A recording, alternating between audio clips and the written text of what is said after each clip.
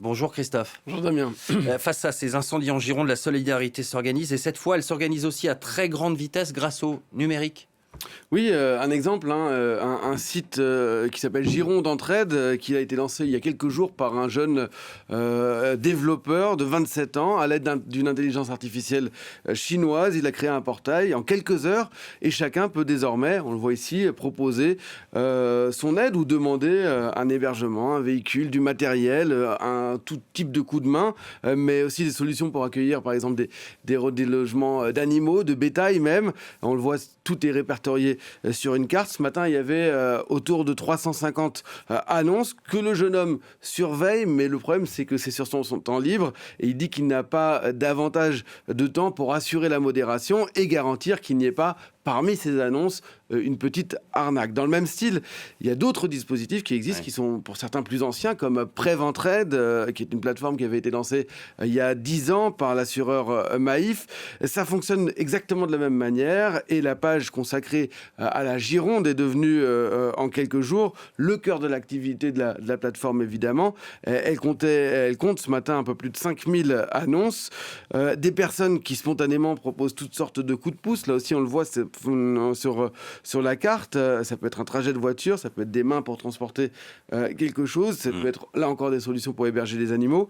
Et là non plus, alors le risque zéro n'existe pas, mais une équipe de modérateurs examine les contenus et supprime les annonces suspectes pour accompagner les utilisateurs. La solidarité, Christophe, vous nous dites qu'elle passe aussi par les plateformes logistiques. Oui, les plateformes logistiques qui sont pour beaucoup regroupées au parc des expositions de Bordeaux, qui est transformé en centre d'accueil, avec des centaines de personnes qui se relaient tout le temps.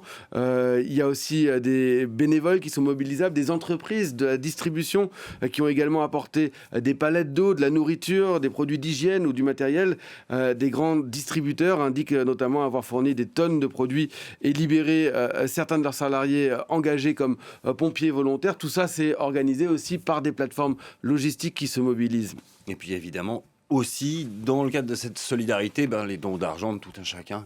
Oui, les plateformes de cagnotte qu'on connaît bien, qui sont à l'origine, qui ont été créées pour la plupart pour financer des anniversaires, des mariages ou des cadeaux de départ, et qui sont devenus en quelques années de véritables outils du financement de l'urgence de la solidarité. On l'a vu après les attentats de 2015, on l'a vu aussi après l'incendie de Notre-Dame ou pendant la crise sanitaire. Aujourd'hui, c'est des incendies de forêt. Et il y a par exemple Hello Asso qui a ouvert une section spéciale qui recensait hier soir 67 cagnottes d'associations pour soutenir les pompiers, leurs familles, pour soutenir les populations touchées ou encore la reconstruction. Au total, ce sont plus de 600 000 euros qui ont déjà été récoltés de la part par 10 000 donateurs.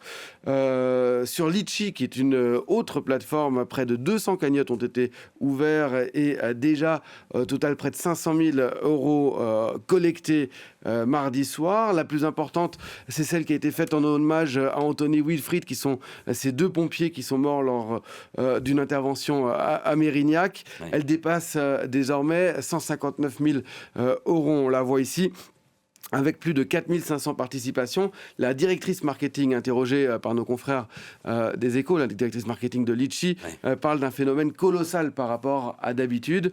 Début juillet, il y avait aussi un appel d'Emmanuel Macron pour sauver la forêt de Fontainebleau, qui avait aussi été dévastée par des incendies, on s'en souvient. Un appel avait été lancé par une plateforme officielle, cette fois, celle de la Fondation du patrimoine, qui a récolté à ce jour plus de 970 000 euros, près d'1 million d'euros. Mais avec ces cagnottes et avec ces dons d'argent, est-ce qu'il n'y a pas un risque de fraude ?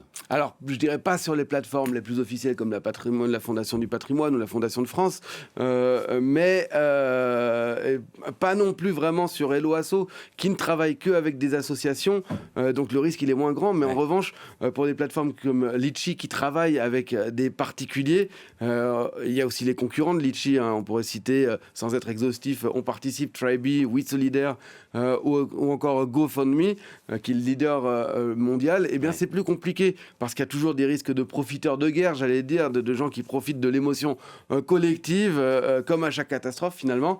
Alors la direction de Litchi assure mobiliser 20% de ses effectifs pour assurer de la modération, pour lutter contre la fraude, déceler les arnaques. Toutes les cagnottes seraient quand même vérifiées. C'est ce qu'indique la direction. Même chose pour GoFundMe, qui, lors des incendies de Los Angeles aux États-Unis, avait ouvert une section de cagnotte dite vérifiée, et elle a fait exactement la même chose. On le voit ici avec ce petit signe vérifié sur la gauche du site, Ouais. qui dit que eh bien, ça c'est vérifié et que vous pouvez y aller, vous pouvez donner. Merci beaucoup. Merci Christophe.